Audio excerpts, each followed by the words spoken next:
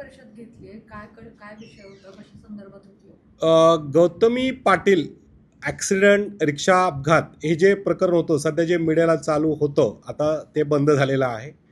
हे जे प्रकरण होतं, या प्रकरणामध्ये ती वाहनात होती नव्हती हा आमचा विषय नाही आहे, परंतु त्या प्रकरणानंतर पोलिसांनी जी नोटीस दिली त्या नोटीसनंतर गौतमी पाटील आत्तापर्यंत पोलीस स्टेशनला हजर का नाही झाली?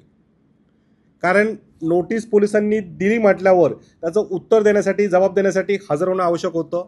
दुसरं, ते जे काही कुटुंब आहे त्यांच्या घरी मानलेला भाऊ पाठवला, आर्थिक मदत पाठवली, हे झालं 353 म्हणजे शासकीय कामात अडथळा.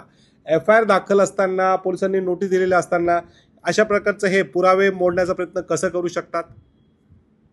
त्यानंतर मीडियासमोर पत्रकार परिषद घेतली. पत्रकार परिषद घेतल्यानंतर आम्ही असं करणार, आम्ही तसं करणार, म्हणजे तुम्ही जे काही साक्षीदार आहेत, जे काही फिर्यादी आहेत, त्यांच्यावर एक प्रकारचं मानसिक दडपण आणतायत. तुम्ही तुमचं जे वलय आहे ते दाबून परत न्यायालयाच्या कामात अडथळा आणतायत.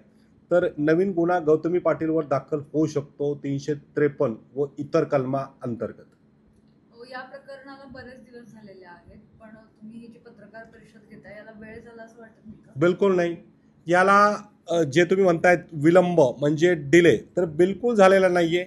कारण पहिल्यांदा पोलिसांनी सो अँड सो FIR घेतली, कायदेशीररित्या नोटीस दिली, दिल्यानंतर जे काही आहे मग ह्यांनी कॉन्फरन्स घेतली. म्हणजे पोलिसांची नोटीस आल्यावर सुद्धा ते तिथंच आहेत.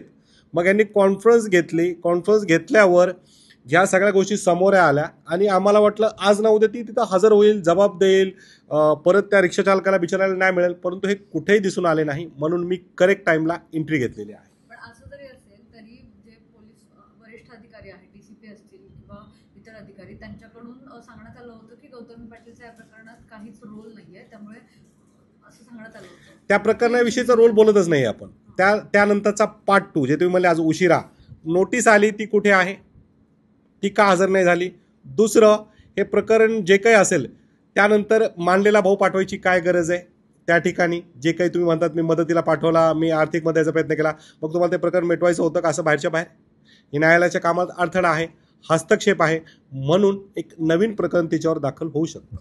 पण ही केस तुमच्यातर्फे करताय का एकतर संघटना संघटना आहेत, परत पर्सनली लोकांनाही करता येईल. तर ह्या गोष्टी जर आता तर प्रकरण दाखल करत नाही, परंतु जर पोलिसांनी योग्य ॲक्शन नाही घेतली, कायदेशीर ॲक्शन नाही झाली, तर मग आमची संघटना, यांची जी रिक्षा संघटना आहे ती नक्कीच त्यामध्ये उतरेल. ही गोष्ट गौतम पाटील यांना माहिती आहे का? तुम्ही सांगितलं का, त्यांच्याशी बोललात का? नाही, काय संबंध आहे आमचा बोलायचा काही संबंध नाही.